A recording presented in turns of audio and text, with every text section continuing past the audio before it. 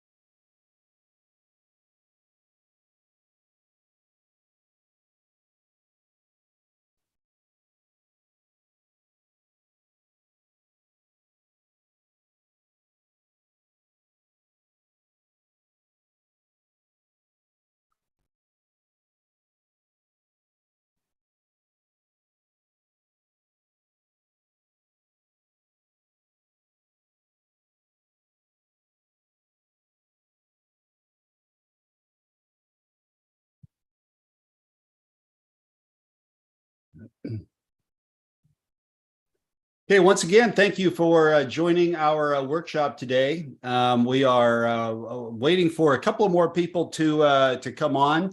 We appreciate you being a part of our workshops at Tracy Johnson Media Group. This will be the last one that we do in 2022. Everybody's busy for the holidays, but we're coming back with new ones in 2023, and we're excited to share that with you and to take your suggestions for future workshops as well.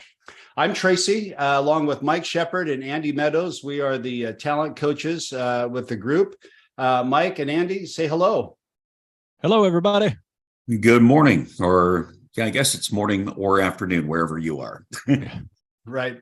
So people are signing on from all over the world, and we appreciate that. If you are interested in asking questions, you can do so in the chat box at YouTube Live.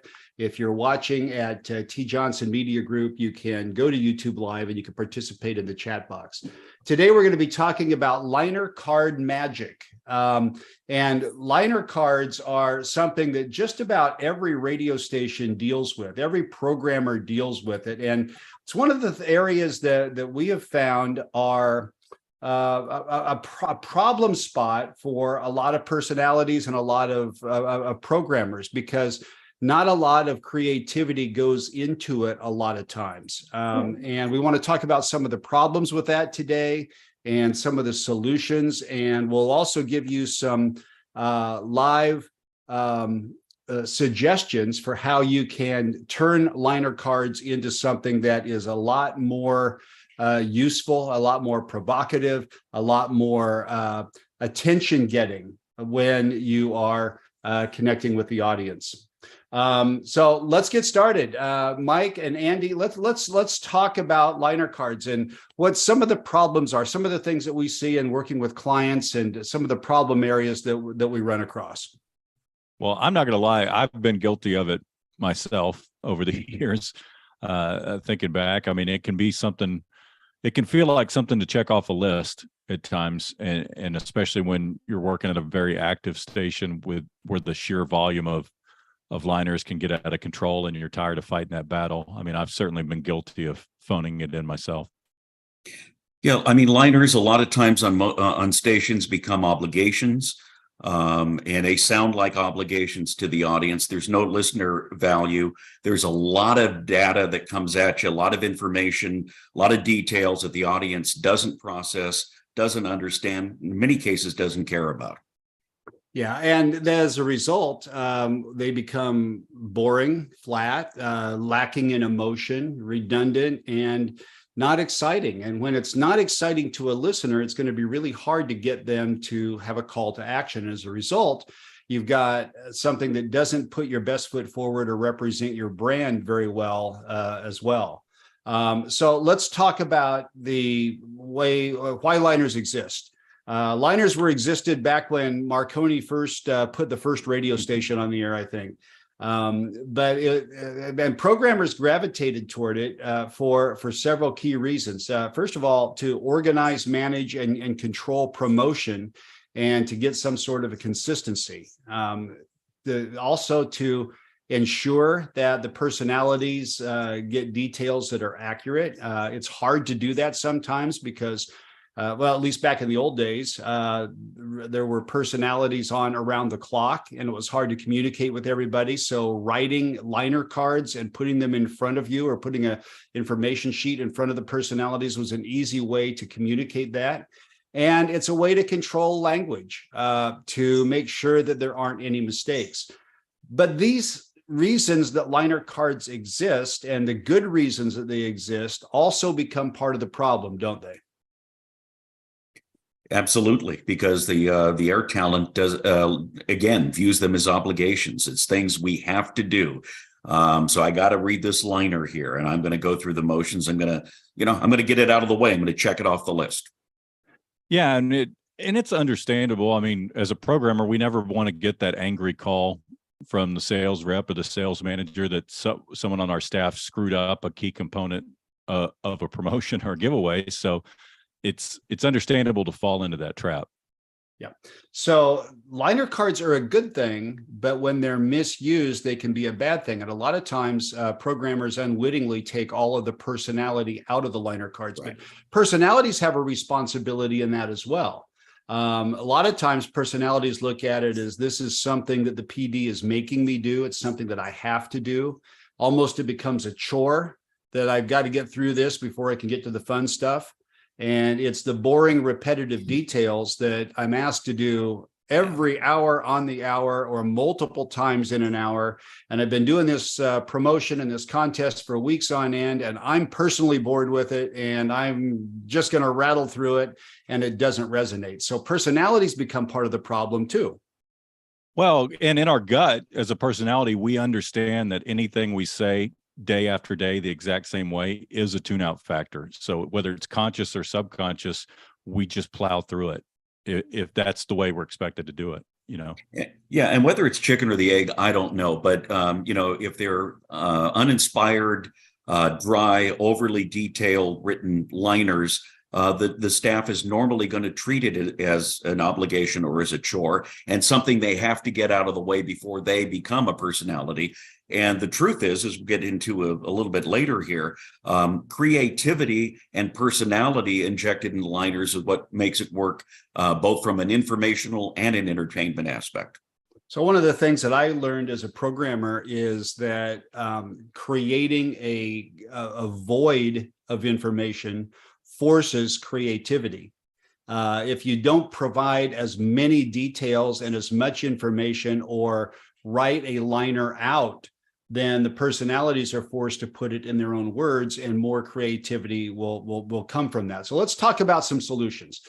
Programmers, eliminate some details.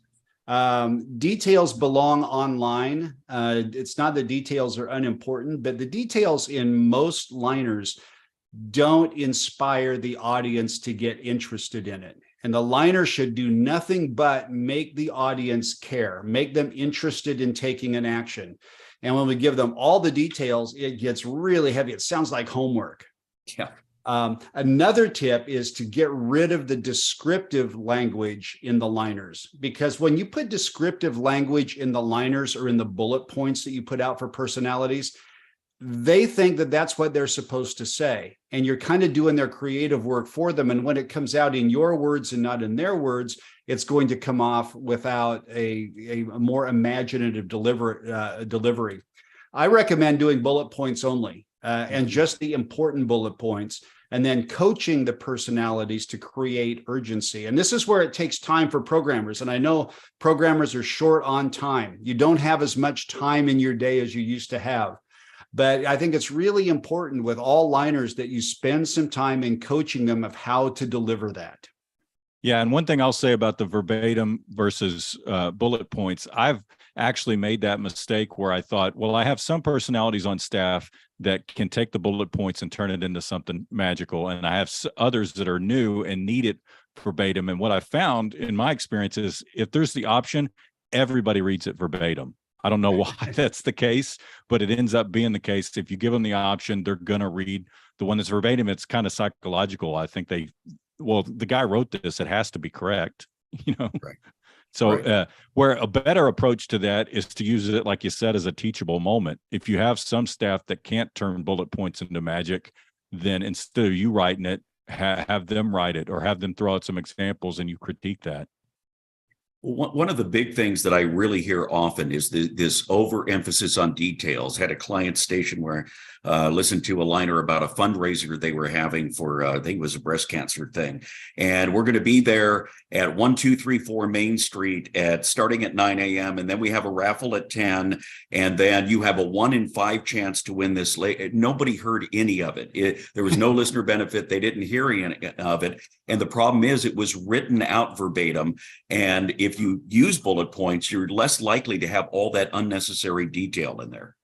And when you get one of those unimaginative liner cards and you read it verbatim like that, and nobody actually hears it, that's what leads to listeners saying radio stations talk too much. Yep.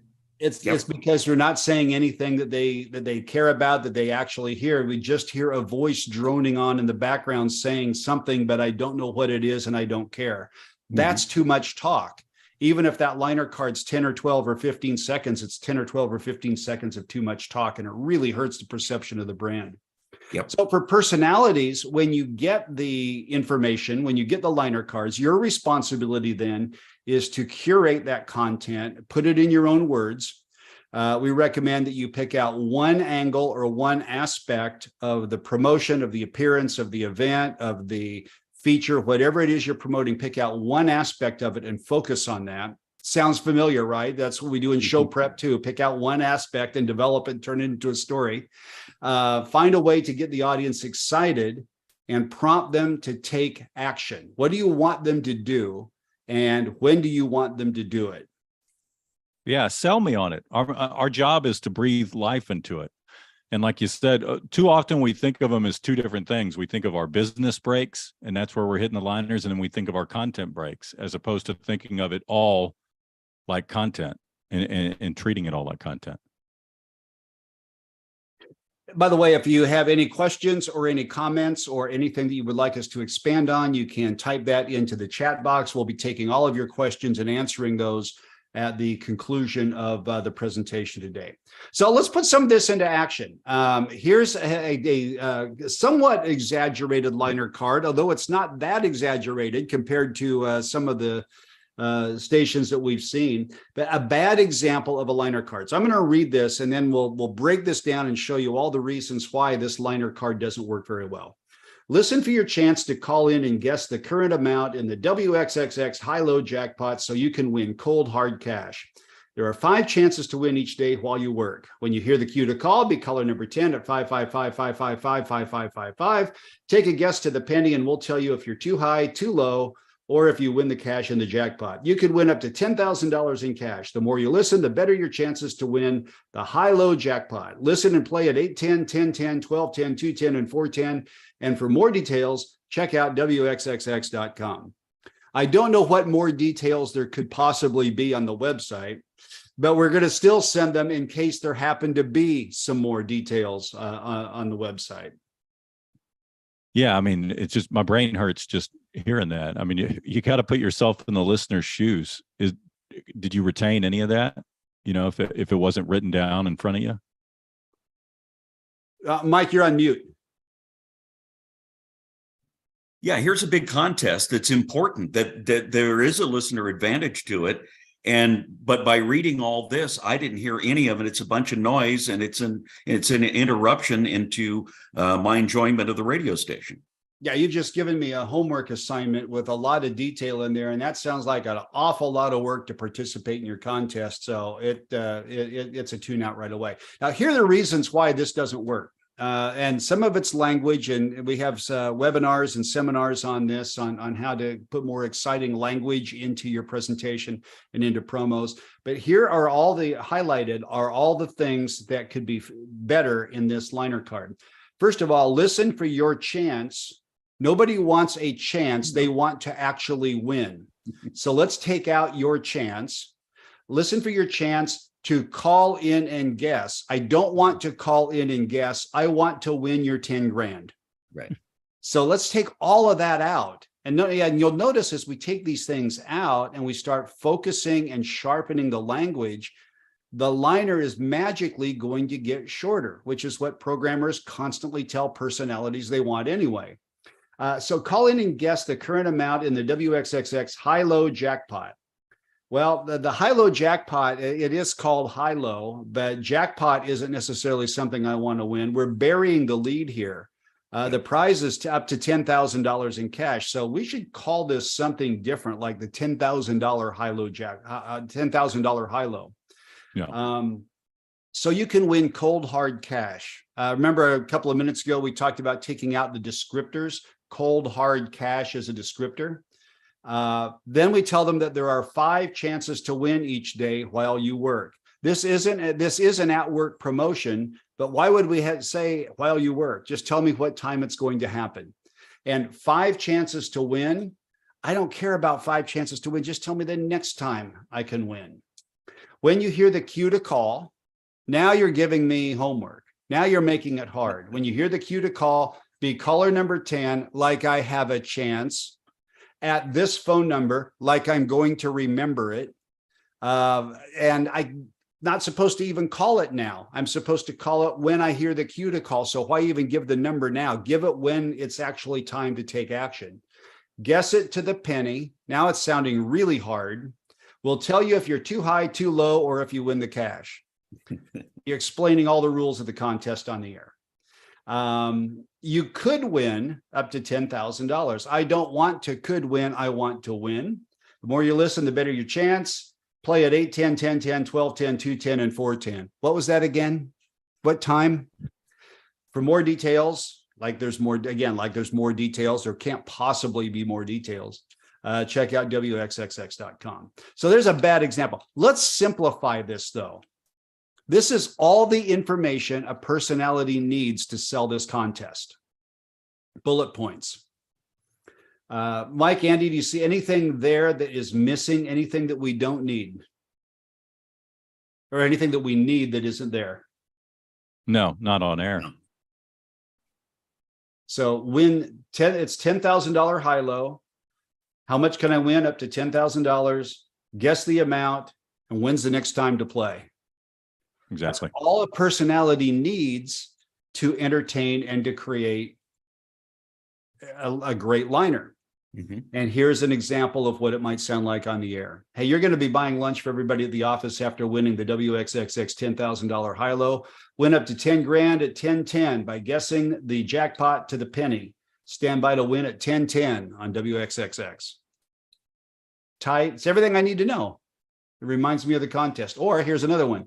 Did you hear this morning's $10,000 high-low jackpot call with Peppy and Zippy? Lisa was so close, and you're next. Went up to $10,000 at 12:10, and I've got a good feeling about this one on WXXX. So a little bit more exciting, a little bit more immediate. It pumps some excitement, it pumps some enthusiasm into it. And much more likely to work.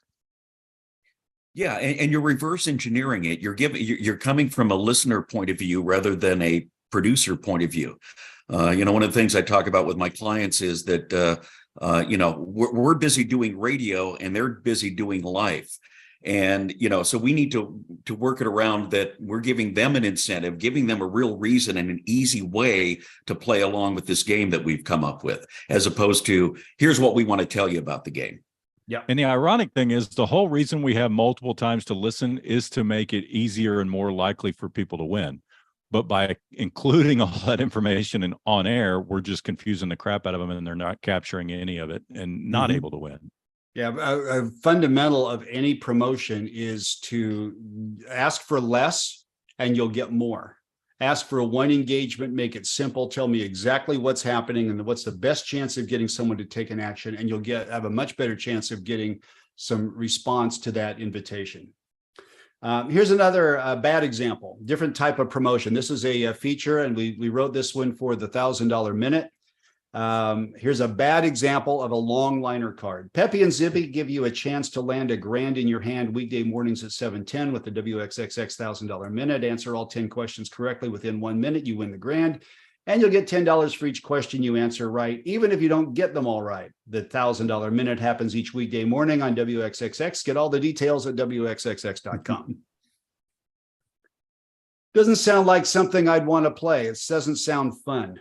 What do I need to know? I need to know the name of the game, how much I can win, what I need to do, what's the game about, it's trivia, and what time to listen. And the great thing about $1,000 minute is the name tells you so much. It's a great name. Right. And the worst thing about that previous example, to your point, Tracy, is that a lot of jocks are going to read it verbatim, and that bad language and the horrible detail is going to be repeated over and over again and just create more noise. Yep. So this is all you need. Cash in to win $1,000 in just a minute. That's like $150 every 10 seconds or $60,000 an hour. Play Peppy and Zippy's $1,000 minute at 7:10 on WXXX. Simple. Or 1/10 of a single tweet from Kim Kardashian. Yeah, there you go. That's even better. Think you're smarter than a coworker? Play Peppy and Zippy's $1,000 minute. Answer 10 questions. Win a grand tomorrow morning at 7:10. Again, if you can make it more exciting, and it actually gets shorter. Here's a cheat code for Peppy and Zippy's $1,000 minute. The answer to question number 3 tomorrow morning is the Golden Gate Bridge. Play and win the $1,000 minute tomorrow morning at 7:10 on WXXX. Entice me, make me interested, sell me on it, make it sound fun, make it sound interesting. Another good tactic, if it's a regular feature, is to play a piece of audio in there of a recent contestant, especially on a game like this, somebody who really messes up the question and gets it hilariously wrong. Think you're smarter than this person? I hope so. Right. And for the love of God, make it sound winnable. Yeah. All right, let's do one more. Let's do an appearance. Okay. This is like a remote broadcast or an appearance or an event that's coming up this weekend. Here's a bad example of a typical liner. Get a head start on the new year by checking out all the new SUVs at Bill and Ted's Auto Emporium this weekend. And while you're there, make sure to stop and say hi to Peppy and Zippy. The gang will be there from noon to 2 on Saturday afternoon with free hot dogs and balloons for the kids. We'll let you spin the prize wheel for the prizers. And you can tell Santa how you want that new Ford Explorer 4-wheel drive for Christmas at Bill and Ted's Auto Emporium, just off Grand Avenue in Springfield. Sounds like a commercial. Doesn't sound like a party. It sounds like a commercial. Yep. What do I need to know? Bill and Ted's event that we're going to be giving away prizes. We'll be playing their signature contest, $1,000 minute live. Going to see Santa and meet Peppy and Zippy. It's Saturday from noon to 2.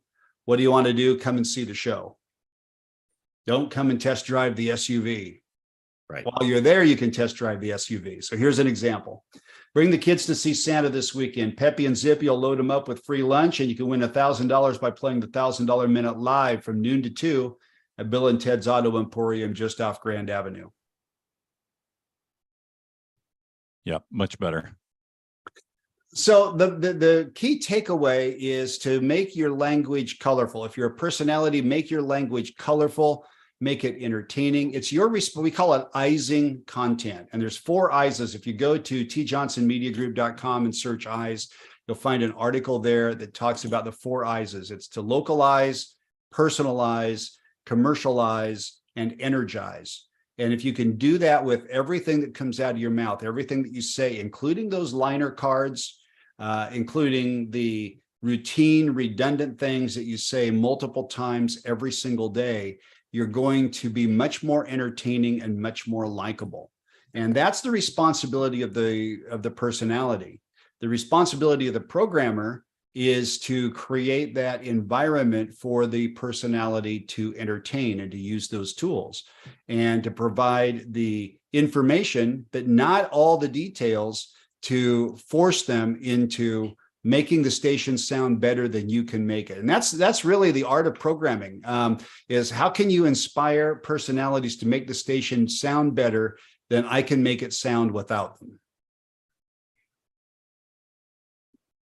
Yeah, and looking at everything from a standpoint of the every single thing that comes out of our mouth, we're being evaluated on. It's a chance for us to set ourselves apart from the competition. So when we take something like a liner and treat it like just obligatory, something I'm going to blow through, that could be the thing that sets you apart. I mean, I've actually hired an on-air personality because of how I heard them read a liner.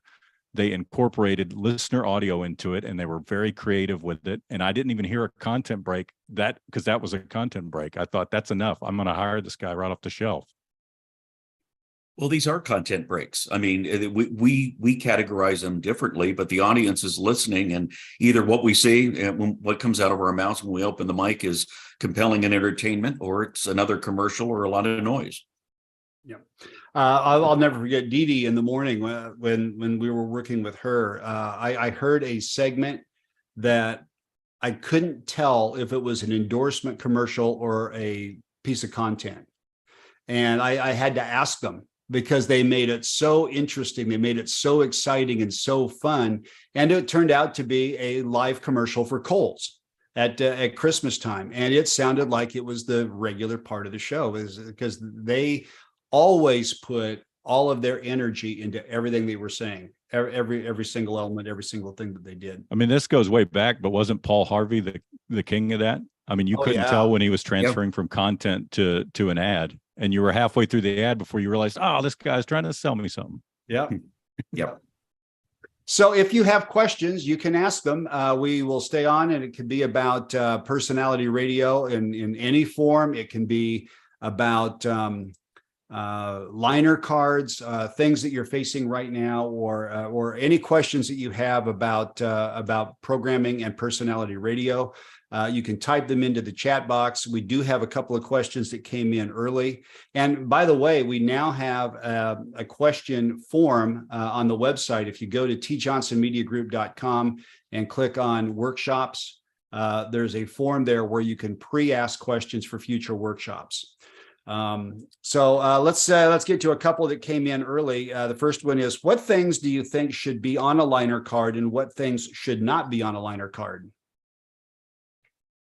Again, I think Mike hit it on the head with reverse engineering it and thinking of it from a standpoint, from the listener's standpoint, and what's going to get them to engage and interact. You know, those are the things that should be on there, like the highlights, what am I getting out of it and how do I get it? Yeah, what's in it for me as a listener? Because otherwise, I don't care. I just don't. Yep. The details, all the minutia doesn't matter to me, but the chance to do something fun with my kids this weekend, to have them see Santa, and I get to play that game I love the morning show do. Now that there's a reason for me to pay attention to that. It has nothing to do with the car dealer and the remote, but now there's something in it for me as a listener. Okay. Next question is, what things should have liners and be scheduled, and what things should not be scheduled and don't need liners? That's an odd question, and I'm not quite sure exactly how to frame that. I think it's I think what they're getting at is what's big enough to warrant liners. Is that what they're asking? Yeah, I think that's it. Yeah, what should liner cards do, I guess, is kind of what needs a liner card and what doesn't, and what should be promos, perhaps. I mean, what they're probably getting at is there's sometimes sales can push some things in there that need to be in inventory and don't need to be a programming liner. Is that what they're talking about? That's probably what they're getting at, I would assume. That could be. Speaking of sales, how about liners for clients and sales events? This is one that all markets are facing more and more now. The salesperson goes out and sells something to an advertiser and comes back with a list of copy points. It's all pre-written and pre-approved by the client. What do you do in that situation? I mean, to me, the same rules apply. If it's being said by an on-air talent within programming, that's programming inventory, and you can spin it as a positive by saying, we will deliver the best results for the client if we're given bullet points. That's how we work on it. That's how our personalities work on everything. It's better for the client. It's more likely to work if we put it into our own words. If you write it out verbatim, it is going to sound like an ad, and they're going to tune out, and you lose the value. There's a reason why there's a premium value placed on things that on our personality say live. Yeah, this goes back to the programmer too. I mean, we've got to take the initiative to try to get ahead of these things before they are sold, and then back to us as a horrible obligation. And not everything does deserve a liner card. I mean, I've worked with stations where they're rotating liner cards. There's 30 things in there, and it's everything from the Sunday night bluegrass show to an appearance and their big $50,000 contest, and they're all kind of in there. And so I think we need to kind of prioritize what's the messaging, and to Andy's point, a lot of this sales stuff really does need to come out of sales inventory. Yeah, but even coming out of sales inventory, I think it should end up being the principle should be that it's programming's job to deliver results for the client. What's the results for the client are to get traffic and to get people to come to their event, to come to their promotion. And that's not, and the liner isn't designed to sell a product for them. And I think there needs to be that conversation, and maybe the programmer needs to be involved with the client when that's being created to make that a little bit more possible. But it's communication and having that up front. A lot of times the client doesn't even know what to ask for. They just say, well, here's a whole bunch of things that we'd like you to say on the air. And the salesperson says, yeah, okay, fine. A lot of times programmers need to insert themselves in that conversation a little bit more. Yep. Chuck Taylor says, here's a tip. The game Snake Oil is a great resource to get talent to practice ad libs. I don't know that game, but I'm going to check it out. Snake Oil, to practice ad libs. Kevin says, how does this principle apply to recorded promos for the event or contest, like contest times 10, 10, 12, 10, etc.? I'll answer that.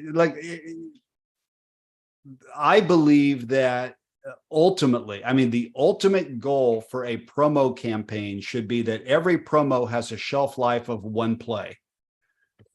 Now, that's not practical, and that's not going to happen. You're going to have more than one play per promo. But if you go into it with that, where you're thinking every promo that airs, I want it to be so specific that it's calling attention to where I want the audience to go, when I want them to go, and it applies at this time to this audience in this moment. And then back up from there and see how much you can do with that. When I had a promotion that would run multiple times per day, or a contest that ran multiple times per day, I would always run a recorded promo. And sometimes I'd run 3 recorded promos in the same hour. One saying in less than an hour, you can play. Another one that said in X number of minutes, you can play. And one that's in 2 songs or 1 song, you can play. So it's very immediate. And you could use that in all of the hours. because it's Right. not saying it's at a specific time. Then in between the times it plays, let's say you play the game at 10:10 and you're playing again at 12:10. In the 11 o'clock hour, I'm playing a promo that says your next chance to play is at 12:10. Play at 12:10, and that only plays in the 11 o'clock hour. Play in less than an hour at 12:10. And so you think the whole thing through, and you end up creating a lot of different promos. But man, it sounds great. It sounds immediate, and it sounds like it's really active. Right. Yeah, and the key to making that manageable, because that can sound overwhelming. That probably sounds overwhelming to some folks listening, but the key to make it manageable is to do less better. Like we said earlier, you're probably running a lot of promos and imaging for things that you don't necessarily need to be running promos and imaging for. So if you focused on that big thing and do less things better, you're still doing the same amount of work, and you're actually driving more traffic. Yeah. Here's a great question. Robert says, around my station, there's an attitude that listeners need everything spelled out for them. How can one try and shift people away from this notion? I hate our listeners are stupid. I hate that. I hear it a lot. And in the aggregate, that is not the case. And I don't care the format. Maybe I'm sensitive because I'm from the South and have a lot of experience in country, and you hear that a lot in country. But I hate that philosophy. That's not true. In the aggregate, they're not stupid. They don't, and it actually simplifies it and makes it easier for them to understand and react to something if you tell them the next time to listen and exactly why they need to be. Yeah, they're not stupid, but they don't have the attention span, or they don't care as much as we do. Back to the producer versus listener focus. We care about all this stuff. They don't. So we've got to simplify it. It's not a question of dumb. It's a question of how much bandwidth they're going to give us. And they don't give us nearly as much as we as producers think they do. Yeah, like you said earlier, they're not stupid. They're busy. Yeah, they're doing life. They're doing life. Yeah, and it's not important to them. So they're not going to jump through a lot of hoops or pay a lot of attention. And when it starts to sound overwhelming, when it sounds like a chore, they will stop participating. So how can we try and shift people away from that notion? It's keeping it simple and making it simple. I mean, and man, I'll never forget, there was one of the stations that I worked with was giving away a car. And the promo, I had it memorized for a while. I probably won't get this quite right, but the promo was something like, listen at 7:30 tomorrow morning to find out the key song of the day. And then when it plays during the workday between 10 and 5, be caller number 100 to win a key that might start the car in September and win a car. Who's going to do that? Right. And that's giving them all the details. But really the only thing that the listener needs to hear is win a car tomorrow morning, 7:30.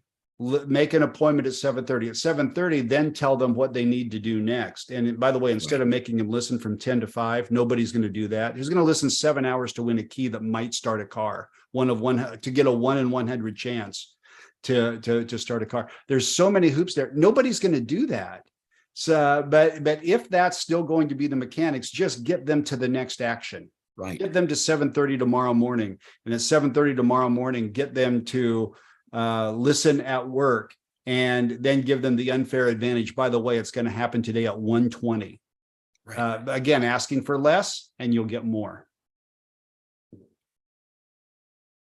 If there are any more questions, we are happy to take them now. I don't see any coming in right now, but if you have something, this is kind of the last call for questions. Type it into the chat box and we will answer it here. In the meantime, if you have an idea for an upcoming workshop, we would love to hear those as well. You can send us a message through the chat box, or you can send it through the website at tjohnsonmediagroup.com.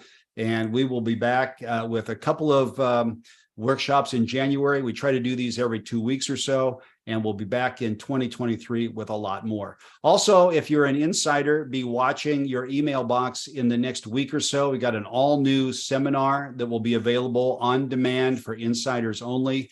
about top of mind awareness and how to increase top of mind awareness, and why that is the most important thing that radio stations should be looking at as we get into the new year. Another question came in from Brennan, says, I use a weekly sheet of 3 liners for my team to rotate in their shifts. I use a combination of bullet points and key phrases. Is there a better way to accomplish that? I think that's a good, so she is using bullet points? A combination of bullet points and key phrases. I don't know that you necessarily need the key phrases, do you? Well, I think it depends on what those key phrases are. If there's Right. key phrases that are action words, then I think that is probably good, as long as you're not putting it into the words to have the personalities just regurgitate.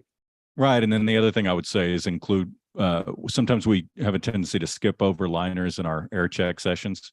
Yes. But if you're doing that and you go over the good and the bad of what they're doing with the liners in the air check session, I think that's good. Yeah, just don't throw the liners at them. If you're going to give them bullet points and key phrases, you want to coach them on how you want them to execute that. And then during the air check sessions, make sure that they're doing what you want them to do. It's not a set it and forget it type situation. Yeah, that's true. Yeah, Brennan, I like that idea. Weekly sheet of 3 liners to rotate in their shifts. I think that's terrific. Idea for a future workshop about remotes, how to turn remotes into a show, and best practices at remotes. And this is great. That's good. That's a great idea, especially for live. The live broadcast can derail shows quite a bit. So that's a great topic. Yeah. Is it necessary to always read the terms and conditions in liners, because personalities always sound bored when they do it? Do not read terms and conditions in liners. That's what you have a website for. And bury that stuff. That is, they're never going to hear it. There's not enough time to do it properly. That's horrible. Yeah, you absolutely don't want to read terms and conditions. In fact, I would keep terms and conditions out of promos too. And I know there's more and more stations that are starting to do that now. That disclaimer that runs at the end. And I think that's probably just some overly cautious attorney somewhere that is dictating that to the company. So definitely follow the advice of your attorneys. But you really don't need to do that. As long as you have the terms and conditions and official rules on the website and are running that rules promo at least once a day, you don't need to have it in there every time. Think of it this way. McDonald's, when they're running their Monopoly promotion or whatever, is not putting all the terms and conditions on those TV spots.